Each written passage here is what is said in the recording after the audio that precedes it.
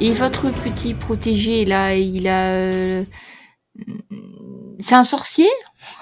Ah, disons que c'est quelqu'un qui a des ressources qui me servent bien, Hum. notamment pour repérer, pardon, les individus ou les objets corrompus Oh, parfait. par la noirceur de Davokar. Eh bien, je me tourne vers Karl et en fait, il peut voir, du coup, même si c'est quelqu'un qui change de tête. Donc en fait, Tu t'es bien trompé avec la fillette. certes, mais il avait pas le jeune garçon parce que lui, Ah. c'est un petit sorcier. Donc du coup, Oui. et ils ont même des sorciers garçons ici, tu sais, les Ombriens. Il n'y a pas que les filles. Donc si on suit ce garçon petit, je pense que s'il y en a un qui peut savoir qui c'est, ça sera lui. C'est bien possible, mais hors de question que je parle ou que je prie leur dieu Prios. Non, mais on fait de notre côté, puis on les suit en fait. Donc moi, je propose Bon, ok. qu'on fasse... on va faire équipe. On va attendre Orlan. Vous allez de quel côté pour qu'on sache... on se partage en secteur ou comment Eh bien écoutez, maintenant, compte tenu des informations que je viens d'obtenir, à savoir que Ketara pense que le tueur était blessé, Oui. eh bien, elle pense, elle n'en est pas sûre. Je pense qu'il serait tout à fait intéressant de pratiquer un rituel qui permettra de suivre la piste du sang. Ah, Et qui nous et vous guidera. savez faire ça? Bien entendu. Maintenant qu'on a le sang du tueur, il suffit juste de le récolter. Ah bah moi, je veux bien voir comment il fait. Hein. Ça Comme quand on traque une bête blessée dans la forêt. Ouais, mais lui, il fait un rituel. Oui, c'est ça le problème. Orlan arrive, dans un bruit de métallique reconnaissable. Je suis là. Donc les gardes te laissent passer, Orlan, si tu souhaites, pour approcher de l'étable et de tout un attroupement de personnes. Oui. Tu reconnais Beaumelot et ses Ton hommes. ami. Orlan, lui c'est qui? Qui c'est lui? C'est ton ami, je pense. Écoute, on sait que, je te résume en 2 mots, en fait, on sait que le tueur, en fait, c'est une personne, mais qui change de tête. Et donc le chef là devant nous, parce que j'oublie son nom, je me suis et il peut à partir du sang du tueur le retrouver et il nous propose de faire équipe pour qu'on retrouve l'écorcheur plus vite. Ah, d'accord. Ils ont fait un monde honorable sur ce qui s'est passé au début. Ah bah, on n'en parle pas parce qu'on est occupé à autre chose. Hein, mais et tu vois là, le petit là, c'est un sorcier aussi. D'accord. Il peut détecter... Avec le sang, oui. Non, que c'est quelqu'un, il prend l'apparence d'autres personnes. C'est ce qui semblerait. La garde, elle l'a vu prendre devant elle... Déjà, il avait l'apparence d'un homme avec des lunettes et ensuite d'un érudit. Et ensuite, il avait l'apparence d'elle-même. Donc, on sait qu'il change de forme, de tête. Il a l'apparence d'un érudit. Oui. Alors, où il a pris l'apparence Maître Vernam. Où c'est Maître Vernam alors? Voilà, tout à fait. Mais là, on va pouvoir l'attraper. Donc moi, je vais aller voir comment il fait son rituel du sang, mais peut-être vous aussi, je sais pas. Donc qu'est-ce que c'est? On les suit, parce que s'ils suivent la piste, oui, on va les suivre. Ouais. C'est un Beaumelot et le petit garçon blanc, ils sont installés, enfin à la peau pâle, pardon. Ils sont installés dans les tables. Et Beaumelot c'est carrément assis sur un petit muret de bois. Et vous voyez effectivement qu'il prépare quelque chose. Il fait des signes un peu dans l'air, il trace des choses par terre, autour notamment de la victime. À un moment donné, il plonge sa main, il met sa main directement dans la flaque de sang, et il en fait toutes des pictogrammes, comme une sorte de cercle de pictogrammes tout autour de lui. Il prononce quelques paroles ésotériques. Et ça dure un bon petit moment. Ça dure plus d'une demi-heure. Ah oui. Ça dure encore plus longtemps. Une demi-heure de plus. Et ça dure encore. Et au bout d'un petit moment, il dit « Ça y est, je vois. Je vois par où le tueur est parti. » Et là, vous avez l'impression qu'il met une main devant lui comme s'il avançait à l'aveugle.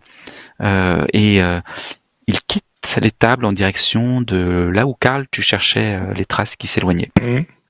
Et le voilà qui avance et qui prend à travers les ruelles.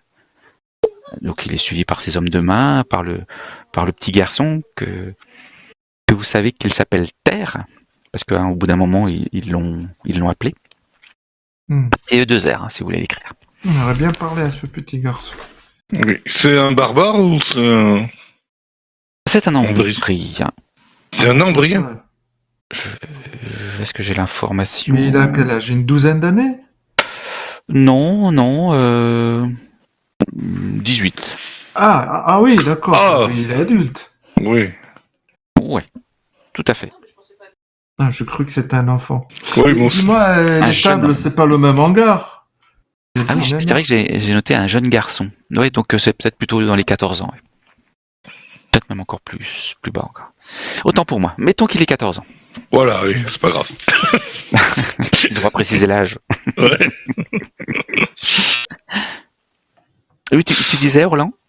C'est une étable, c'est tout près du hangar où il y a eu notre meurtre? Non, vous êtes un petit peu... Vous êtes proche de la place du Crapaud, mais quand même à 2 ruelles de là. Et d'ailleurs, ce qui était étrange, c'est que Beaumelot semble se diriger vers la place du Crapaud, mais pas complètement. Il va plutôt... Enfin, il ne va pas jusqu'à la place du Crapaud, il va plutôt vers la palissade au nord. Mais sans aller jusqu'à la place du Crapaud. Il passe de petites ruelles, de plus petites en plus petites ruelles d'ailleurs. Vous passez vraiment dans des endroits où vous vous demandez si ça peut quand même être dénommé comme ruelle, mais entre des maisons, entre des logements vraiment précaires. Et au bout d'un petit moment, vous débouchez dans une ruelle un petit peu plus large que les autres, mais à peine, qui semble donner sur une artère, elle, qui est plus grande et qui permet d'aller jusqu'à la place du Crapaud. Mais il s'arrête ici, face à un bâtiment qui ressemble à un entrepôt.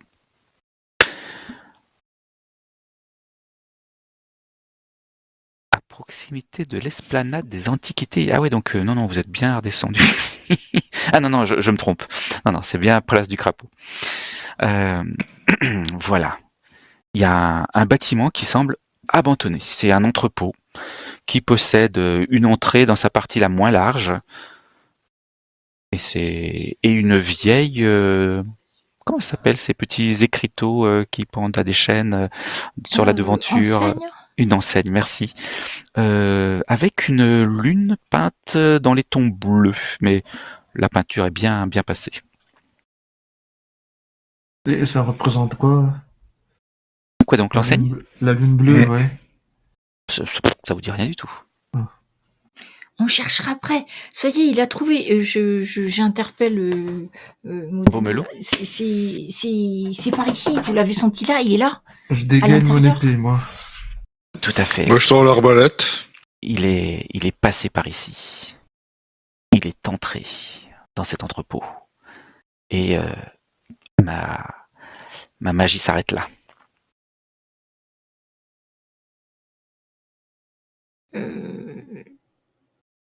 Il a l'intention de dégainer son arme ou quelque chose? Lui, non. Pas du tout. Et les types derrière lui, non, il leur donne pas d'ordre? Non plus. Il vous regarde, vous jaugez du regard. Qui est-ce qui va en premier? Qui est-ce qui s'approche? Bon, bah, Est-ce que je m'en approche alors. Est-ce que j'ai un petit hangar pas loin? Moi, je me dis que si c'est la bête aussi forte que celle qu'on a rencontrée sur le camp, ce qui nous avait sauvés, c'était la magie de Bartholome. Oui. Je me retourne vers le jeune garçon et je lui dis: et toi, tu sais faire quelque chose pour combattre les créatures ou pas? Non. Hein. Ah non, rien du tout. Tu les cherches. Moi, je sais juste alors tu voir... devrais reculer parce que ça risque d'être très très dangereux. Oui. Ouais. Beaumelot dit vous inquiétez pas, je veille sur lui. Euh, Vous souhaitez peut-être que nous passions devant. je crois qu'il est déjà devant la porte, Aurélien, non? C'est pas ça? Ouais. Oui. Ah, pardon. Je crois que je vais mettre un coup de pied dedans, hein. Bah, vous pouvez rentrer en même temps que lui, hein. Nous, on vous suit derrière, hein, Karl. On suit, oui. Donc, sans aucune finesse, je donne un coup de pied à renverser un cheval et... Eh bien, effectivement, tu arraches la serrure de la porte qui était fort probablement fermée avant que tu ne la défonces. Ça donne sur un entrepôt bien vide, avec quand même, enfin, très très long en profondeur, avec une fenêtre tout au bout. Et c'est la seule deuxième, on va dire, issue, si on veut bien effectivement escalader un haut muret pour accéder à la fenêtre. Enfin, en tout cas, c'est la seule deuxième ouverture que cet entrepôt a, qui est très long, hein, qui fait dans les 1, 2, 3, 4, 8, ouais, une vingtaine de mètres de profondeur sur à peu près un peu plus d'une dizaine de large. D'accord, bon, maintenant que j'ai dégainé, je rentre et est-ce que je vois quelque chose du mouvement? Tout de suite sur ta gauche, tu entends Ah. plus que vois une sorte de... Il y a des caisses tout d'abord, et puis tu vois une silhouette qui approche en ayant des gargouillis assez innommables.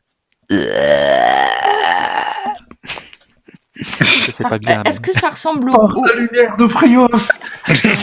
ça ressemble et là, au bruit qu'on avait entendu, nous, la première créature corrompue qu'on avait affrontée? Qui faisait des bruits aussi, il me semble. ouais, ouais, quand même. Il y a un air, hein. Il y a un Ouais. Je pense que c'est ça, hein. C'est une abomination. Et donc, vous pouvez me donner votre initiative. Ah bah oui, c'est vrai, c'est moi qui l'ai. Parce que moi, je rentre et je commence à la contourner pour qu'il y ait un maximum de gens qui rentrent. Entendu. Tu fais en sorte effectivement de te mettre face À la cette contourner, tu vois, créature humanoïde, et puis effectivement à dégager l'entrée. Et Donc, les gens puissent rentrer. je la menace de la pointe de mon espadon et j'essaie de voir déjà à quoi ça ressemble. Alors, Tout en priant arrives à Prios de toutes mes forces de me donner la puissance nécessaire. effectivement, dans cet entrepôt, il n'y a que de la lumière qui arrive par la porte que tu as ouverte et par la fenêtre d'en face. Donc, il y a quelques zones, on va dire, plongées dans l'obscurité, pas dans la noirceur, hein, enfin dans les ténèbres totales, mais une certaine obscurité. Et là, effectivement, de ta gauche, tu as pu voir effectivement un cadavre un cadavre écorché, malodorant au possible, qui porte une armure de cuir et qui essaie de te donner un coup de pied de biche, pardon, pas un coup de biche, ainsi que un coup de chaîne dans la foulée. Donc il est assez vif. J'ai pas compris. Qui veut m'attaquer? Un ben, type en armure? C'est ce cadavre sur pied qui bouge, qui est Un cadavre puant. sur pied? Ouais, c'est celui qui a dit. L'écorcheur, là. Non, c'est pas le même. Mais il change de tête, on t'a Il expliqué. change de Change de forme. Vas-y, réfléchis pas. Fonce. Ah bah, de toute façon, s'il m'attaque, Voilà, tu peux déjà commencer par te défendre. il m'attaque en premier? Oui, tout à fait, il est plus rapide que toi. D'un autre côté, t'es devant, hein. Moi, je veux pas dire quand même. Bah oui, je suis devant, c'est mon travail. Et alors, attends, je me souviens plus, il faut que j'appuie sur le bouclier, c'est ça? Le bouclier, et tu as un bonus de plus 2. Alors, Un tu choisis bonus bien de le plus 2. bon bouclier en fonction de... Ah oui, si tu prends ton espadon ou si tu prends ton Ah ouais, bouclier. j'ai pris l'espadon. Attends, comment je fais pour mettre le bonus, là? C'est une fois que tu auras cliqué, tu auras une fenêtre qui Ah oui, plus 2. va venir. Plus 2.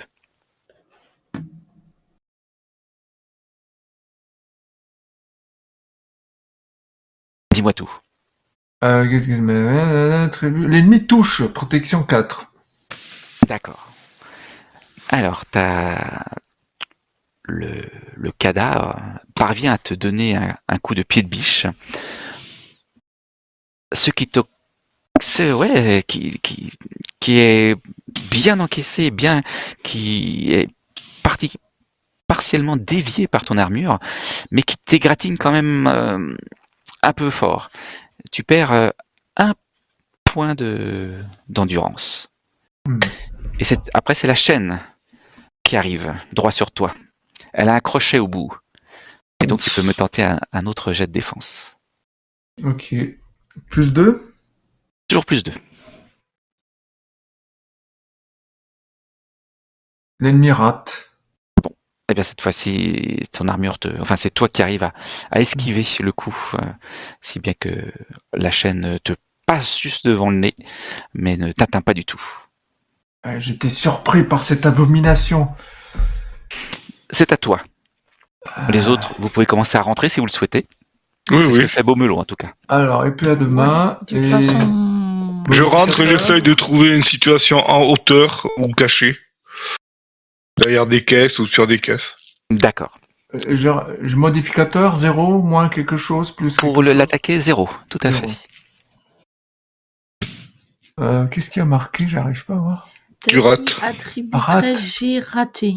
T'as fait 14 pour 13. Ah, Tu peux mieux lire si tu redimensionnes le chat en bas. Tu verras, Ouais, il mais est un petit peu d'habitude, trop ça gros. met une couleur, et là, ça le met en blanc sur blanc, donc c'est dur à dire. D'accord. Mais c'est pas grave. Et donc, tu rates ton formidable coup d'épée, Ouais, si j'ai bien compris. ouais, ça rate. D'accord.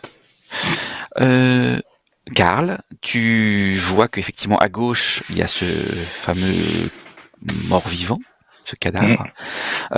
Tu vois qu'en face, à peu près au milieu, il y a une caisse, et que tout au fond à droite, il y a un amoncellement de caisses. Ah ben je vais Là- aller là. Là, tu pourrais effectivement te mettre en hauteur. Ouais, ben je vais grimper là-haut. Ok, tu files dans cette direction. Mm. Il te faut tout le round pour y aller. Ouais, bien sûr. Je suis en train de regarder, vérifier quelque chose. Ouais, non, apparemment non. Ok. Et toi, Magdala, est-ce que Alors, tu entres? Ouais, je regardais aussi. Oui, je suis rentrée. Et en fait, un petit peu comme Karl, j'aimerais bien mettre un endroit où il me voit pas, parce que là, je pense qu'il est face à Orlan. Oui. Moi, je voudrais contourner et éventuellement me mettre en hauteur, parce que j'ai l'intention de lui tomber dessus du haut en bas après. D'accord. Donc à Au ce moment moment-là, opportun. peut-être qu'en le contournant, en faisant vraiment le tour de lui, tu pourrais monter. Un tour très large, hein, c'est pas Oui. grave, hein, mais. Tout à fait.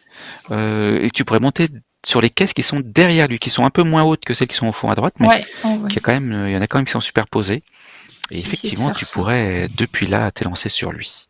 Du moins, s'il bouge pas trop, et si Orlan bouge pas trop non plus. Mais ça n'a pas l'air d'être le cas.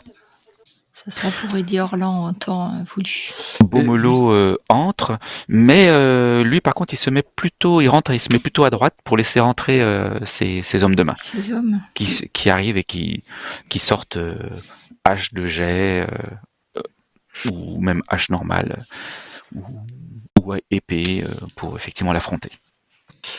Donc te voici avec 3 hommes de main prêts à t'aider. Parfait. Est-ce que je peux activer, ou c'est juste une action en plus, mon talent de meneur-né pour qu'ils aient tous un avantage aux dégâts? Ça doit être marqué dans ton talent si c'est une réaction, si c'est gratuit, si c'est... C'est marqué actif. Ah ouais, donc ça veut dire qu'il faut que tu passes ton tour à l'utiliser. Ah, au tour d'après? Ouais, quand ça sera ton tour. Ouais. Donc j'attaque pas, il faut que je fasse ça, c'est ça? C'est ça, exactement. Bon, mais on fait ça en une action. Mais tu pourras te d'accord. reculer aussi et avant de le faire si tu le souhaites. Bon, je vais voir ce qui se passe, s'il y a des autres qui vont attaquer. Non, c'est d'abord l'écorché qui t'attaque à nouveau. Tu peux essayer d'éviter ce premier coup de chaîne.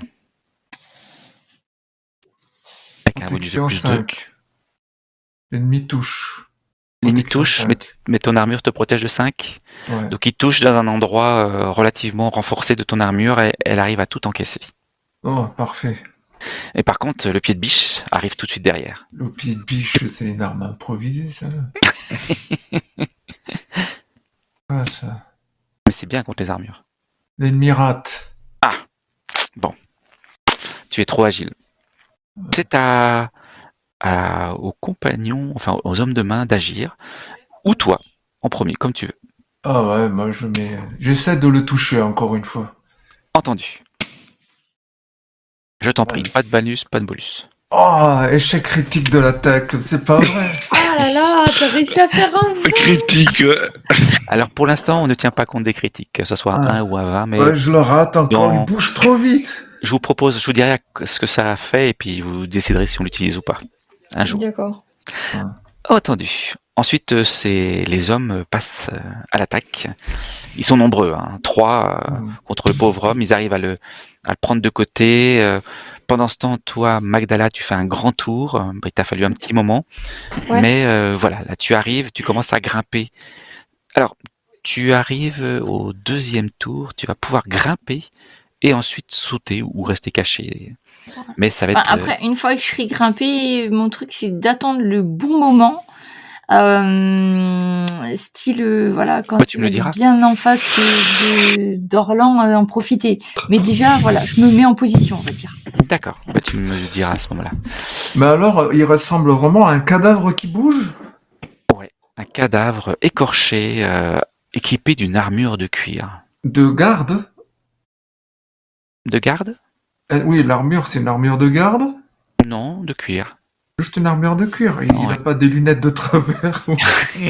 Non. Non. c'est pas bon. Ce mort-vivant finit par s'en prendre à un des hommes. Il change de tête. Ah, mais d'accord, mais. Et Il change de corps. et parvient à blesser l'homme de main de Beaumelot. Qui s'en tire bien pour l'instant. C'est à toi, Orlan. Ah, moi? Et j'ai pas joué, moi. Si, c'est le Oh, Marcus. pardon, c'est vrai, j'ai oublié Karl. Ah, Moi. parce qu'il avait déjà joué Orlan, c'est pour ça. Bah ouais. Vas-y, dis-moi. Bah, petit coup d'arbalète. Hein. Alors, de l'arbalète depuis là-bas, il y a des chances que tu touches les hommes de main. Pas grave. Et peut-être Orlan, mais plus difficilement. Mais ça peut. D'accord. Ne fais pas 20, surtout. Tant pis. Oui. Tu es à portée, on va dire, normale, donc il n'y a pas de malus. Ah, génial. Raté. C'est intéressant. Putain, je suis tireur d'élite, mais bon. Ah ouais, j'avoue. Dans le dos. Ça bouge. Est-ce que tu peux on va faire comme ça. Tu peux me refaire un jet pour savoir si finalement tu touches un des hommes de main. Même pas. Raté critique. Donc ton carreau va se ficher quelque part.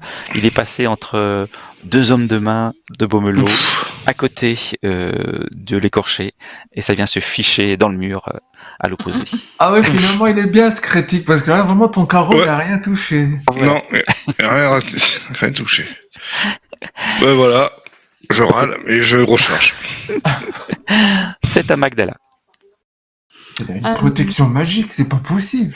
J'ai eu le temps de me placer, du coup, au-dessus de... Oui. Bah là, tu peux prendre effectivement un temps pour monter tout en haut, te placer. Et puis là, effectivement, il te laisse... Enfin, tu es arrivé en haut. Et tu as encore le temps d'agir un peu. Bien ce qui se passe et... voilà. Oui, tu veux que je te décrive? Je pense que tu vois bien, tu as l'écorché de dos, qui a face à lui Orlan, un homme de main, et puis sur chacun de ses flancs, un autre homme de main. D'accord. Ben, pour l'instant, je reste là-haut. D'accord. Et voilà. Je détournerai l'attention au moment opportun. Ça marche. Est-ce que, juste, si jamais je saute sur la créature au moment où Orlan attaque, ça va aider Orlan? Oui. En admettant que j'arrive à lui atterrir dessus, hein, mais... Parce que je me suis Oui. dit, en fait, si, je vais bien, je vais m'accrocher à lui avec mes mains, enfin mes griffes. Mais c'est surtout, tu vois, que du coup, il regarde pas et que Orlan il puisse en profiter pour D'accord. attaquer. Pour, je sais pas Le si c'est surprendre et possible. le distraire. En fait, faire une distraction, quoi. Ouais, Une d'accord. distraction douloureuse, même si possible. Mais... Oui, tout à fait. En fait, ça sera même pire que ça. Ouais. Ça sera pire qu'une distraction. Voilà. Mais après, du coup, je sais pas, c'est pas forcément à mon tour. Enfin, je te dis à quoi je me prépare. Si, Et c'est à la encore limite, possible pour toi, si tu le souhaites. pour le faire au moment où Orlan va attaquer, quand je vois qu'il commence à attaquer, je lui saute dessus. Ah, ok, ça marche. Pour que comme ça, Orlan, il est plus de... Enfin, Orlan et les autres qui attaquent, hein, mais surtout. Eh bien, les hommes de main sont un petit peu plus rapides qu'Orlan, donc ils se mettent à attaquer l'écorché. Il lui inflige quelques sérieuses blessures. Il a même un morceau de chair qui est tombé au sol. Mais ça n'a pas l'air de gêner outre mesure. Il ne semble pas souffrir de la douleur. Faut le décapiter. Mais cependant, il perd on va dire, de sa manœuvrabilité. Avec un morceau de jambe en moins, c'est moins facile. Et c'est à toi d'agir. Voilà. Moi? Ouais. Ou alors, Magdala, si... je vois Orlan se préparer à la décapitation. Un coup d'épée. Et ben, je me laisse tomber de mon promontoire, là, et griffe en avant. Et j'ai mes ongles plus qu'aiguisés. Je lui tombe sur la tête, en fait.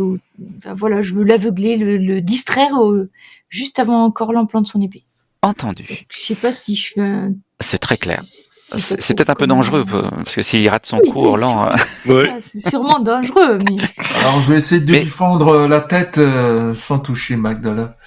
Donc, vous avez tous les deux un bonus de plus 2, et puis vous aurez un des 4 de dégâts supplémentaires. Donc, du coup, moi, je fais l'attaque griffe, hein, puisque c'est... Oui, ça marche. C'est toi en premier, alors? Oui, à vrai dire, c'est... Griffe. Tu dis on a 2. Enfin, c'est Magdala qui décide, en tout cas, puisqu'elle a choisi. Ben, peut-être que... ouais. Parce qu'en fait, je vais sauter au moment où je vois que tu te prépares, tu sais, t'armes ton bras ou t'as un mouvement. Allez, je tombe dessus en espérant toucher. 6 points de dommage. Ah oui, quand même. Je suis tombée sur la... Bien. Je sais pas où j'ai planté mes griffes, mais dans ses oreilles, ou je sais pas où, là. Je suis accrochée à... Il a une chair putréfiée sur lui, donc c'est dégueulasse. tu as dû lui lacérer. N'oublie pas de lancer... Ça l'a bien distrait. N'oublie pas de lancer un D4 supplémentaire. Ah oui, un D4... Alors, attends. Oui, c'est bon. Je cherche toujours le D4. Tu peux l'avoir tout à gauche. Ouais. 2. Donc 2 plus 2... Pardon, tu m'avais dit 6, c'est ça? 6 ouais. Plus 2, 8. D'accord. Faut pas énerver Magdala. Hein, oui. À moi? Je fasse le compte. Attends, je demande juste un petit instant. Ah oui, il est quand même costaud. Hein. Eh bien, il est toujours là. Toujours là? Toujours là. Et donc, tu peux agir. Je touche. 7 plus un des 4. Et on compte sur toi, Karl. Tu nous l'achèves, hein, s'il est encore vivant. J'espère. Et 9. 9 de dégâts? 9 en tout, ouais. Ouais, ça commence à faire.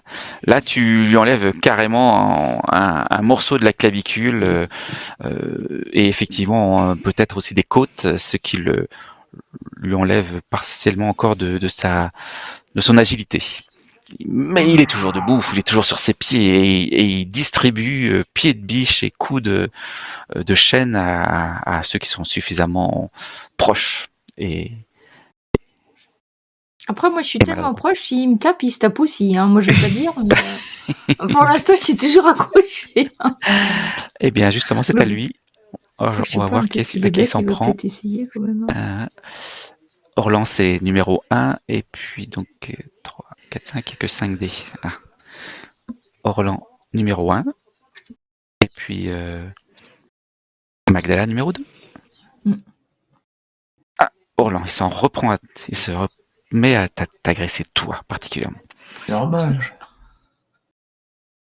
Tu peux te défendre. Il est suffisamment intelligent pour avoir compris que s'il me tapait, il s'en prenait. Tu t'imagines le coup de chaîne, en fait, c'est lui qui se... Protection 5. L'ennemi touche. Eh bien, encore une fois, ton armure était là pour faire le bon travail. Ça ne t'atteint pas toi. Ça fait des belles marques sur ton armure. Et pareil pour le pied de biche. Ah, pied de biche. C'est Il s'en toujours sert pas plus très 2, bien. hein. Mais... Toujours plus 2. Enfin, pardon. Même plus 4. Plus... Ah, plus 4. Ça aurait pas changé grand-chose. Ah. Ouais, parce que du coup, c'était déjà raté. L'ennemi touche, protection 2. Ah, cette fois-ci, il arrive à trouver une faille que ton armure n'était pas capable d'encaisser complètement et tu perds 3 points d'endurance.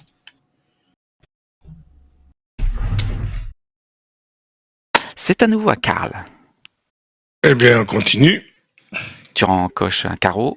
Oui. Je vise et je tire. Voilà, damage 12. Ah, quand même. Quand même. Le carreau vient se plater entre ce qui reste de son crâne. Je fais les comptes. Eh ben, Oui. dis donc, hein, tir à l'arbalète, c'est une super arbalète lourde, hein, que t'as, Karl. Ah, je suis surtout tireur d'élite. Tu tires des épées, en fait, c'est des traits, là, c'est des trucs... C'est rentré par une orbite, c'est sorti par l'oreille. Ouais, voilà. Et Magdala, tu vois ton support s'effondrer sur lui-même. Yes! Ah, bon, je me...